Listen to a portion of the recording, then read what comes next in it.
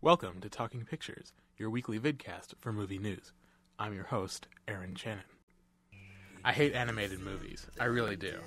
I hadn't seen one in theaters for 7 years, but then I saw Rango. For those of you who have missed the trailers, Rango features Johnny Depp's voice in the body of a cowardly, friendless chameleon who just so happens to stumble into a western town of rough-and-tumble rodents and reptiles.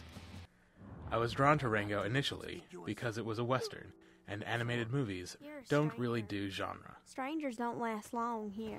It isn't particularly good in a vacuum, but it becomes transcendent when you start to pick up on the dozens of references to movies like True Grit, The Good, the Bad, and the Ugly, A Fistful of Dollars, and non-westerns like Apocalypse Now and 2001. As a matter of fact, the plot is largely lifted directly from Chinatown, complete with a villainous turtle version of Noah Cross.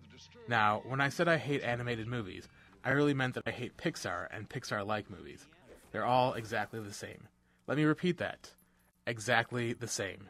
This was the opinion I held when Up came out, and one of my friends described the first portion as the most spirit-crushing 15 minutes in film history. Though I remain skeptical, I decided to watch it eventually.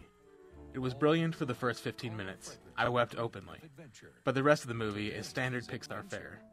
I also watched Toy Story 3 because I figured it was better to take all my poison at once. Again, it did not hold up to its reputation. There's a moment, 20 minutes from the end, where all the toys are about to be melted in a garbage incinerator. I was hoping that this was the end. It would have been incredible and surprising, not to mention a nice little social commentary on consumerism. But it didn't end like that. It had a happy, risk-free ending. Pixar movies don't take risks because they're targeted toward children. I understand that. And my preferred ending to Toy Story 3 would have been bad for ticket sales. Movies that don't take risks are not worth my time or anyone else's. If you want to spend your money on Pixar's next movie, Cars 2, might I recommend you just watch Cars, Finding Nemo, or Monsters, Inc. They're all the same, after all. With Talking Pictures, this is Aaron Channon.